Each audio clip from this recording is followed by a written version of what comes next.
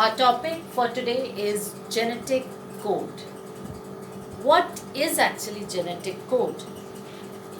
We have studied till now, or you know, the concept of the DNA replication, and we have also studied about the process of transcription in which the DNA is copied or it forms the mRNA. This mRNA then is in the form of a code and which is then translated into the certain kind of proteins. Now, the entire thing from DNA to mRNA and its translation, it is all complementary mechanism which is taking place, because we have studied that when DNA to mRNA is produced, there is pairing up or the formation of the complementary bases. And the final product of all this activity is the formation of the protein. Now a big question arises. There is no direct correlation over here we can make out between the complementary bases and the proteins. So there has to be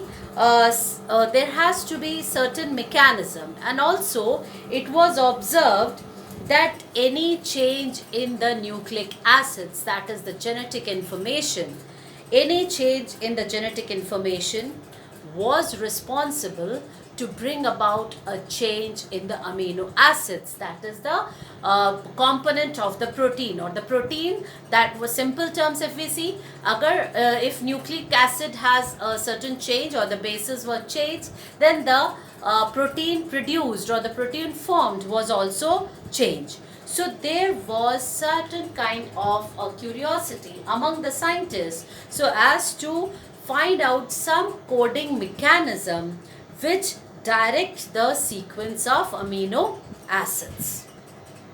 Now, it was not an easy task. So many scientists from various disciplines gathered to identify and to decipher the coding mechanism. Remember, there are only 4 bases, 4 nitrogenous bases and 20 amino acids. So there are 20 amino acids which constitute different types of proteins. So the code should be made up of 3 nucleotides. And this was a very surprising kind of thing, because a permutation combination of 4 to the power 3 led to 64 codons. These will be known as codons. So we get, if 4 bases and 3 bases in a code, then that led to the, for coding for 20 amino acid, that led to around 64 codons. The genetic code, actually, it represents the relationship between the sequence of bases on mRNA and the sequence of amino acids in the polypeptides. What do we mean by genetic code? Because what is happening over here, the DNA is being transcribed into mRNA, and that mRNA carries the code. That coding has to be interpreted by translation process to form the protein. So this is the relationship between the sequence of bases on mRNA and the sequence of amino acids produced forms the genetic code. Now, the DNA obviously has the 4 bases, that is A, T, G, C, and in the mRNA we have 4 bases are adenine, thymine, guanine and cytosine. These are the 4 bases, and these have to be in the 3 in triplet, then only the code can be made. Now, it was a very difficult task to prove that codon was a triplet. Now, various methods were adopted, and finally Hargobind Khurana was able to find out the different types of code. Now, Marshall-Nirenberg cell-free system for protein synthesis, that means he a cell, not from the cell, but he tried to obtain different kinds of protein by various combinations of these nitrogenous bases, helped the code to be deciphered. And we have finally come up with a checkerboard for genetic code, and it was prepared having only 20 amino acids, and it is given in table 6.1, where you can see like it is a triplet. When we observe it, you will find that triple U codes for Phe, that is different type of hormone. Phenanyl, like that we have different kinds of proteins. Then UCU will code for serine, SER in short. Then we have again different type of protein, that is AUG for methionine. We represent it as MET. So there are different coding mechanism, and each of it will be known as a codon. As you can see, there are 3 bases in it. Over here also 3, over here also 3. So this will form a code for particular synthesis of this amino acid, and if it is replaced by C over here, then a different kind of a protein is produced. So as you can see, each protein has a different kind of a codon which is specific for that particular amino acid. Now the salient or the important features which we'll be talking about the genetic code are, you can make out that the codon is a triplet, and around 61 codons code for amino acids, and 3 codons do not code for amino acids. We said 64 codons will be produced by the combination of this. Out of this, 61 are actually coding codons. That means they will be coding for a particular protein, and 3 will not be for any amino acid. So those 3 will be known as stop codons, because they are not coding for any particular or any type of amino acid. Then 1 codon codes for only 1 amino acids, and it is specific. So you can see over here, only 1 codon is coding for a particular type of amino acid, and it is highly specific. The 3 which are non-functional, that is the stop codons, those 3 stop codons are UAA, this is the first one, then UAG, this is again the second stop codon, and UGA. These 3 are the stop codons, since they are not taking part in the formation of any amino acid. Now, there are some amino acids, if you observe the table very closely, you will find over here, although we have said that these amino acids are very specific and only 1 codon codes for one particular type of protein, there are certain proteins which are coded by more than 1 type of codon. For example, the first, if you see, it is 2 which are coding for this particular protein Phe. Now, what are those called?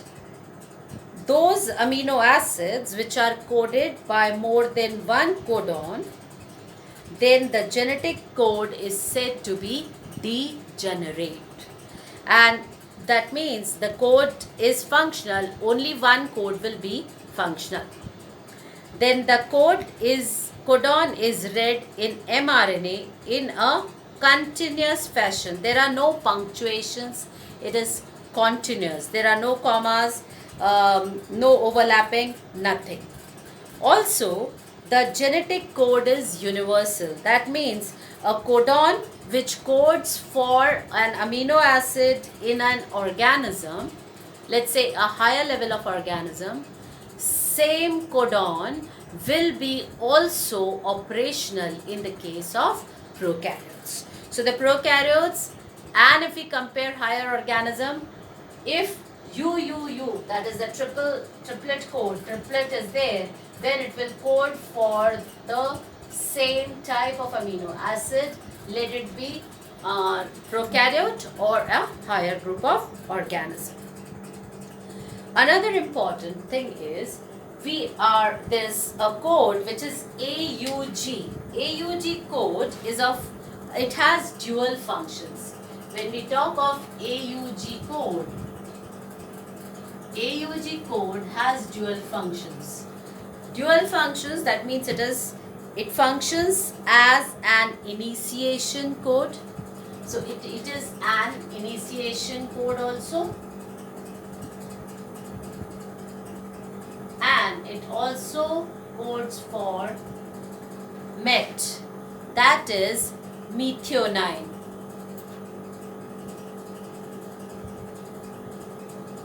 So the highlights of the genetic code, you have to remember that what are the three stop codons? These are the three stop codons we have been talking about, 1, 2 and 3, and the AUG, which has a dual function.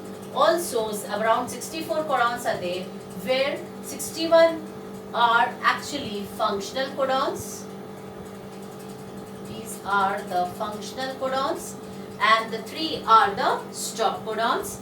Each of the codon is in triplet form, 3. Now when we see around ourselves, there can be if there is any change in the coding, then the different kind of protein will be synthesized. The mutations or the sudden change in the genetic information helps in understanding the relationship between the genes and the DNA. As you can make out from here, any change in the sequence, any change is there in the sequence. If we see, there are, let's say,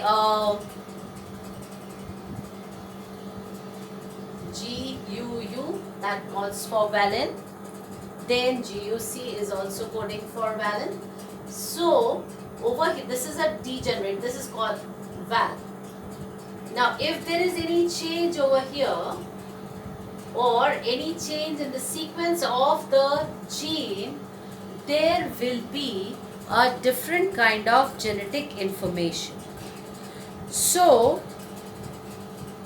during the copying of the DNA, there can be a slight change in one of the bases, and that will result into the formation of a different kind of protein, and it will be known as point mutation. So point mutations are actually where only there is either insertion or deletion of a base in structural gene. The structural gene means when the DNA is being copied into mRNA. So when that DNA through the structural gene, this mRNA is produced, right? So what happens is, if there is any change, or that means any insertion, if any other base is inserted or deletion is there, there is only one base insertion or deletion in the structural gene can cause a complete change in the protein synthesis, and this change is known as point mutation. This is known as point mutation.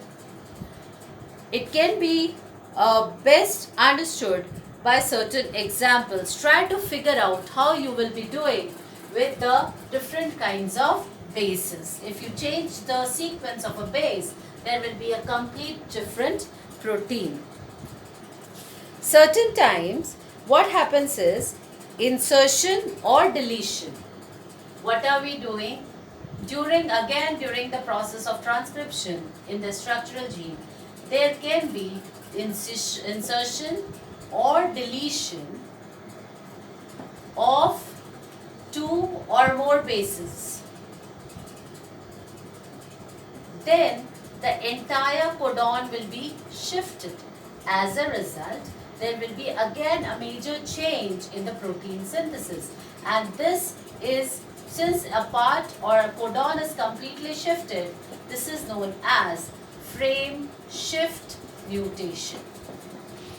And these mutations are actually, when we see there are sudden changes in the gene, and when we say genes are responsible for producing the proteins. So if there is any change or any modification in the bases, that means the sequence of the bases that will be a code for a particular protein, if that is changed, then the complete information changes and a different kind of a protein is produced. So that is known as frame shift mutation, and it can be, if there is insertion, we call it as frame shift insertion, and if it is deletion, that is removal of 1 or 2 bases, then it is known as frame shift deletion. Now this causes a complete change in the synthesis of that particular protein. Thank you.